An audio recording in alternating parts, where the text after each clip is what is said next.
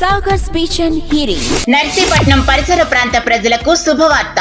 Sagar speech and hearing clinic నర్సీపట్నంలో ప్రారంభించబడింది. మా ప్రత్యేకతలు: పుట్టుకతో చెవుడు ఉండి మాటలు రాని వారికి పరీక్షలు నిర్వహించి తగు మిషన్లు ఇవ్వబడును. స్పీచ్ థెరపీ ద్వారా మాటలు నేర్పబడును. మందబుద్ధి, MR, down syndrome, cerebral palsy, autism ఉన్నవారికి స్పీచ్ థెరపీ ఇవ్వబడును. పారాలసిస్ వచ్చి మాటలు కోల్పోయిన వారికి స్పీచ్ థెరపీ ఇవ్వబడును. గొంతు సమస్యలు, బొంగురు పోవటం, ఆడవాళ్లు మగవాళ్లుగా, మగవాళ్లు ఆడవాళ్లులాగా మాట్లాడటం ఉన్నవారికి వాయిస్ థెరపీ ఇవ్వబడును. మా వద్ద అందుబాటులో లభించే మిషనరీస్: వినికిడి మిషన్లు, year shield receivers, tips, card batteries, pocket model, behind the year, చెవి వెనక పెట్టుకునేది, చెవి లోపల అమర్చుకునే మిషన్లు, చెవి అచ్చు తీసుకుని చేయబడును. ITE in the year, ITC in the canal, CIC complete in the canal. Machineries కొనుగోలుపై డిస్కౌంట్ ఇవ్వబడును. ప్రతిరోజు ఉదయం 9:30 నుండి రాత్రి 8 గంటల వరకు డాక్టర్ ఆర్ఎస్విఎస్ అరుణ గారు, audiologist and speech language pathologist. గమనిక: మా మెయిన్ బ్రాంచ్ తునిలో కలదు. మా అడ్రస్ హోటల్ కృష్ణ ప్యాలెస్ ఎదురుగా, ఆర్టీసీ కాంప్లెక్స్ దగ్గర, నర్సీపట్నం. సెల్ 8142244522 990826. రాష్ట్ర ప్రభుత్వం తీసుకున్నటువంటి ఒక నిర్ణయం, రాష్ట్రంలో ఉన్నటువంటి 17 మెడికల్ కాలేజెస్ గత ప్రభుత్వం జగన్మోహన్ రెడ్డి గారు ముఖ్యమంత్రిగా ఉండగా నిర్మించి తలపెట్టినటువంటివి, కొన్ని పూర్తి చేసినటువంటివి, ఇప్పటికే 2వ సంవత్సరం 3వ సంవత్సరం క్లాసెస్ నడుస్తున్నటువంటి కాలేజీలు,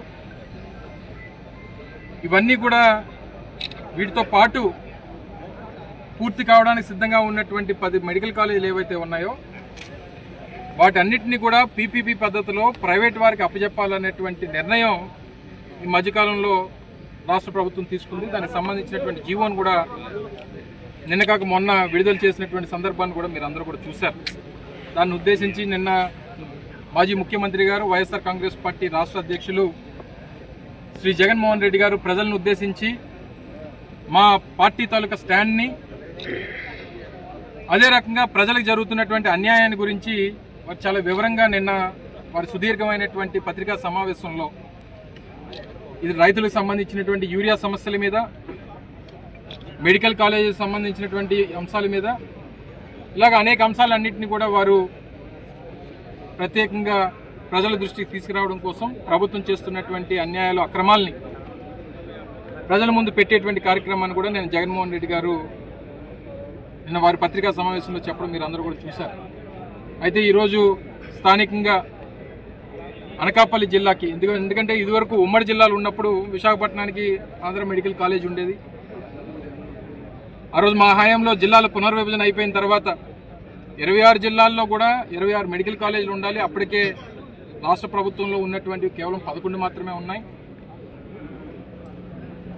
మరికొన్ని పెద్ద జిల్లాలకి ఒక దగ్గర అవసరమైన దగ్గర 2 లేదా మిగిలినటువంటి ప్రతి ప్రాంతంలో కూడా ఉండాలనేటువంటి ఉద్దేశంతో 17 మెడికల్ కాలేజీని 8,500 కోట్ల రూపాయలు పెట్టి ప్రతి ఒక్క మెడికల్ కాలేజీకి ఒక సూపర్ స్పెషాలిటీ హాస్పిటల్ని జతపరిచి 500 కోట్ల రూపాయలు వెచ్చించి ప్రతి మెడికల్ కాలేజీకి కూడా 500 కోట్ల రూపాయలు కేటాయించి 8,500 కోట్ల రూపాయలు ఖర్చు చేసి ప్రజలకు అందుబాటులో తీసుకురావాలన్నటువంటిది ఆ రోజు జగన్మోహన్ రెడ్డి గారి తాలూకు ఉద్దేశం.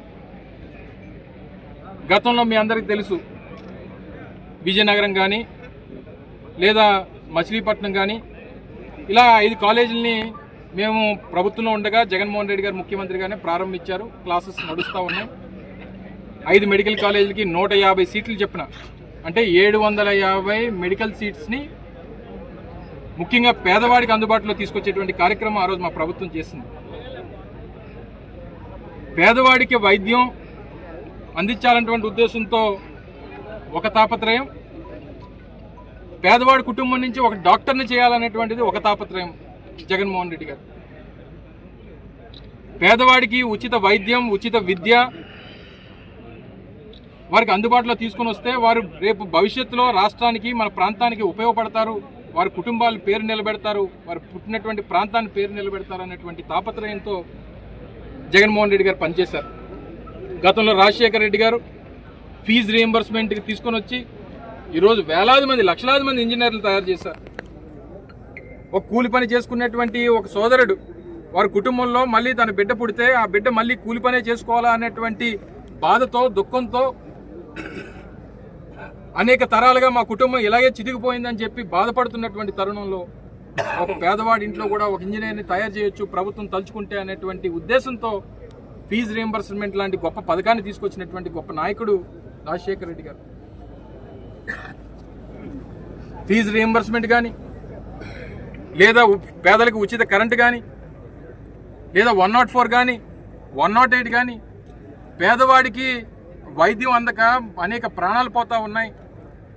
ప్రాణం అంటే కేవలం ఉన్నవాడిదే కాదు, లేనివాడిది కూడా ప్రాణమే. వాడిని కూడా కాపాడాల్సినటువంటి బాధ్యత ప్రభుత్వంగా నా మీద ఉంది అని చెప్పి ఆ రోజు రాజశేఖర రెడ్డి గారు ఆలోచన చేసి ఆరోగ్యశ్రీ స్కీమ్ తీసుకుని వస్తే ఈరోజు దేశవ్యాప్తంగా అన్ని ప్రభుత్వాలు కూడా దాన్ని ఇంప్లిమెంట్ చేయాల్సినటువంటి పరిస్థితి వచ్చింది. అంత ఆదర్శంగా నిలబడ్డారు. దాన్ని కంటిన్యూ చేస్తూ స్వతంత్రం వచ్చిన తర్వాత ఉమ్మడి రాష్ట్రంలో కేవలం 11 మెడికల్ కాలేజీలు మాత్రమే ఉన్నాయి. కేవలం 11 కాలేజీలే. ఈరోజు మాట్లాడుతున్నటువంటి ముఖ్యమంత్రి గతంలో 2019 ముందు 3 సార్లు ఈ రాష్ట్రానికి ముఖ్యమంత్రిగా పనిచేశారు. 14 సంవత్సరాలు, అటు 9 సంవత్సరాలు ఉమ్మడి రాష్ట్రంలో, రాష్ట్ర విభజన జరిగిన తర్వాత 5 సంవత్సరాలు, 14 సంవత్సరాలు ఈ రాష్ట్రంలో ముఖ్యమంత్రిగా పనిచేసినప్పుడు ఎందుకు రాలేదు మీకు ఈ ఆలోచన? ఎందుకు ఒక ప్రభుత్వ మెడికల్ కాలేజ్ స్థాపించాలనేటువంటి ఆలోచన ఎందుకు రాలేదు? పేదవాడికి వైద్య విద్యని అందుబాటులో తీసుకురావాలనేటువంటి ఆలోచన ఎందుకు రాలేదు? ఈరోజు పిల్లలు ఎక్కడికెక్కడికో రష్యా వెళ్తూ ఉన్నారు, జార్జియా వెళ్తూ ఉన్నారు, ఫిలిప్పీన్స్ వెళ్తూ ఉన్నారు, చైనా వెళ్తూ ఉన్నారు. ఒక పేదవాడి ఇంట్లో ఒక వైద్య విద్య చదవాలనంటే ఇన్ని ఇబ్బందులు పడతా ఉన్నారు. ఇక్కడ ఏదైనా ఒక ప్రైవేట్ కాలేజీలో చదవాలంటే 1,50,00,000 రూపాయలు వెచ్చిస్తే తప్ప వైద్య విద్య అందుబాటులోకి రానటువంటి పరిస్థితులు ఈరోజు రాష్ట్రంలో ఉంటే, అటువంటి ఈ రాష్ట్రంలో 17 మెడికల్ కాలేజీలని ప్రభుత్వ పరంగా తీసుకుని వస్తే వారికి అందుబాటులోకి వస్తాయి. మరో 4,500 సీట్లు పెరుగుతాయి అనేటువంటి ఉద్దేశంతో జగన్మోహన్ రెడ్డి గారు నిర్ణయం తీసుకున్నారు. ఈరోజు దాన్ని కొనసాగించాల్సింది, దానికి కావాల్సినటువంటి ఫండింగ్ కూడా అటు నాబార్డుతో కానీ లేకపోతే ఇతర స్కీమ్స్ ద్వారా ఫండింగ్స్ తీసుకుని వచ్చి ఇప్పుడున్నటువంటి ప్రభుత్వం మీద ఆ బడ్డెన్ కూడా లేదు. అవసరమైతే వారితో పాటు మాట్లాడుకొని ఉన్నటువంటి దాన్ని కొనసాగిస్తే సరిపోయేటువంటి పరిస్థితులు ఉన్నటువంటి ప్రభుత్వానికి ప్రైవేట్ వారంటే మొగ్గు, కార్పొరేట్ వారంటే మొగ్గు, క్యాపిటలిస్టులు అంటే మొగ్గు, ఇవన్నీ చేసి ఈరోజు దారాదత్తం చేసేటువంటి ప్రయత్నం చేస్తూ ఉన్నారు. ఈరోజు నర్సీపట్నం మెడికల్ ఆ రోజు 30 డిసెంబర్ 2022ని ఇదే వేదిక మీద ముఖ్యమంత్రిగా జగన్మోహన్ రెడ్డి గారు నర్సీపట్నం విచ్చేసి ప్రాంత ప్రజలు ఎన్నో సంవత్సరాలుగా కళ్ళగంటున్నటువంటి ఈ ప్రాంతంలో ఒక సూపర్ స్పెషాలిటీ హాస్పిటల్ని, మెడికల్ కాలేజీని తీసుకుని వస్తే ఈ ప్రాంతం తాలూకా భౌగోళిక పరిస్థితులు ఆర్థిక పరమైనటువంటి పరిస్థితులు మారుతాయి, ఈ ప్రాంతానికి కూడా ఉన్నతమైనటువంటి పేరు తీసుకురావాలన్నటువంటి ఉద్దేశంతో ఈ కార్యక్రమాన్ని చేస్తే ఈరోజు 3 అంతస్తులు నిర్మాణం పూర్తయింది కాలేజీకి, 2 అంతస్తులు హాస్పిటల్ పూర్తయింది, హాస్టల్ బ్లాక్స్ ఫౌండేషన్స్ కానీ నిర్మాణంలో కానీ ఉన్నాయి. దీన్ని పూర్తి చేయడానికి మీకు ఉన్నటువంటి బాధ ఏంటి? ఎవరికి ఇచ్చేయడానికి మీరు ఈరోజు తాపత్రయపడుతూ ఉన్నారు? ఎందుకు పేదవాడు అంటే మీకు అసలు ఎందుకు అంత చిరాకు మీకు చంద్రబాబు నాయుడు గారు? పేదవాడి ఇంట్లో వైద్య విద్య అభ్యసించడం మీకు ఇష్టం లేదా? ఉన్నవాడినే ఇంకా డబ్బున్నవాడిని చేయాలనేటువంటి తాపత్రయమా? మళ్ళీ నిన్న అనంతపూర్లో మాట్లాడుతూ ఉన్నారు ముఖ్యమంత్రి గారు. నేను సీఎం అంటే కామన్ మ్యాన్ అంటున్నాడు. కామన్ మ్యాన్ చేసేటువంటి పనులా ఇవి? కామన్ మ్యాన్కి వచ్చినటువంటి ఆలోచనలా ఇవి? మీ ఉద్దేశంలో సీఎం అంటే కామన్ మ్యాన్ కాదు, మీ ఉద్దేశంలో సీఎం అని అంటే క్యాపిటలిస్ట్ మ్యాన్ లేదా కార్పొరేట్ మ్యాన్. మీకు అదైతేనే కరెక్ట్. మీరు కార్పొరేట్ వాళ్ళకే వత్తాసు పలుకుతారు, క్యాపిటలిస్టులకే వత్తాసు పలుకుతారు, ఉన్నవాడికే వత్తాసు పలుకుతారు. చెప్పండి, మీ 15 సంవత్సరాలు ముఖ్యమంత్రిగా మీ చరిత్రలో పేదవాడి కోసం నేను నా పేరు చెప్తే గుర్తొచ్చేటువంటి ఇది పథకం అని చెప్పి ఒకటి చెప్పండి. ఒక ఆరోగ్యశ్రీ లాంటిదో, ఒక ఫీజు రీయింబర్స్మెంట్ లాంటిదో, లేకపోతే ఎటువంటి మెడికల్ కాలేజీలో మేము నిర్మించినటువంటి పోర్టులో నిన్న మా మాజీ ముఖ్యమంత్రి గారు, మా పార్టీ అధ్యక్షుల వారు కూడా చెప్పడం జరిగింది. మేము చేసుకున్నటువంటి దానికి ప్రచారం చేసుకోలేకపోయాం, చెప్పుకోలేకపోయాం, అందులో మేము వెనకబడ్డాం అనేటువంటి మాట ఆ రోజు నిన్న నేరుగా జగన్మోహన్ రెడ్డి గారే చెప్పడం జరిగింది. ఇదే అమరావతి 2014లో ఎస్టిమేట్స్ 1,09,000 కోట్ల రూపాయలు ఎస్టిమేట్స్ అమరావతి. 2019లో దీపేటువంటి సమయానికి తెలుగుదేశం పార్టీ ఎంత పనులు పూర్తి చేసింది? 4%. అంటే 4,900 5,000 కోట్ల రూపాయలు మాత్రమే ఖర్చు పెట్టారు అమరావతి మీద. ఖర్చు పెట్టి ఈరోజు దాని మీద ఎంతన్నా పెట్టుబడి పెట్టడానికి సిద్ధమైపోయారు. అంటే మీ కార్పొరేట్ యాక్టివిటీ అదంతా, మీ రియల్ ఎస్టేట్ ఏజెన్సీ, మీ రియల్ ఎస్టేట్ కోసం, దానికోసం అక్కడ మీరు డబ్బులు సంపాదించుకోవడం, మీ క్యాపిటలిస్టుల కోసం, మీ కార్పొరేట్ వ్యవహారాల కోసం మీకు అమరావతికి ఎంత డబ్బన్నా ఒక పెడతారు. పేదవాడికి వైద్య విద్యను అందించడానికి, వైద్యాన్ని అందించడానికి ఒక 8,500 కోట్ల రూపాయలు ఖర్చు పెట్టమంటే మీకు మనసు రాదు, మీ దగ్గర డబ్బులు ఉండవు. ఈ 2 సంవత్సరాల్లో, ఈ 15 మాసాల్లో 1,95,000 కోట్ల రూపాయలు అప్పు చేసింది రాష్ట్ర ప్రభుత్వం. 1,95,000 కోట్ల రూపాయలు, అందులో ఒక 5,000 కోట్లు తీస్తే ఇవన్నీ పూర్తయిపోతాయి. ఈరోజు ఎంత పెద్ద ఎత్తున కార్యక్రమం పులివెందులకు సంబంధించి అయితే 2024 మేము ప్రభుత్వం దీపేటువంటి సమయానికే పూర్తయిపోయింది. బిల్డింగ్లు పూర్తయిపోయి, పర్మిషన్స్ వచ్చేసాయి, నేషనల్ మెడికల్ కౌన్సిల్ పర్మిషన్స్ ఇచ్చింది. దాంతోపాటు ఒక agency, medical assessment and rating board అని చెప్పి MARB అనే ఒక బోర్డు ఉంటుంది. వాళ్ళు ఏంటంటే పర్మిషన్స్ ఇచ్చే ముందు ఆ ప్రాంతానికి వచ్చి, హాస్పిటల్ ప్రెమిసెస్కి వచ్చి లేదా కాలేజ్ ప్రెమిసెస్కి వచ్చి ఎక్విప్మెంట్స్ అన్నీ ఉన్నాయా లేదా, అన్నీ సఫిషియెంట్గా ఉన్నాయా లేదా, కావాల్సినటువంటి ల్యాండ్ ఉందా లేదా, ఇవన్నీ చూసుకొని పర్మిషన్స్ ఇస్తాయి. LOP కూడా ఇచ్చింది, లెటర్ ఆఫ్ పర్మిషన్ కూడా వారు అందించారు. వీళ్ళు ప్రభుత్వంలోకి వచ్చింది ఎంత అన్యాయం అంటే, పులివెందులు మాకు సీట్లు అవసరం లేదు, మా దగ్గర ఎక్విప్మెంట్ లేదు అని చెప్పి లెటర్ రాసే తిరిగి విత్డ్రా చేసుకోండి మీరు ఇచ్చినటువంటి పర్మిషన్ అని. ఏమనాలి ఈ ప్రభుత్వాన్ని? మళ్ళీ నిన్న మాట్లాడుతూ మెడికల్ కాలేజ్ నేనే తీసుకొచ్చానని అంటాడు. మెడికల్ కాలేజ్ కట్టണം అని నువ్వే అంటావు, PPPలో ఇచ్చేస్తానని నువ్వే అంటావు.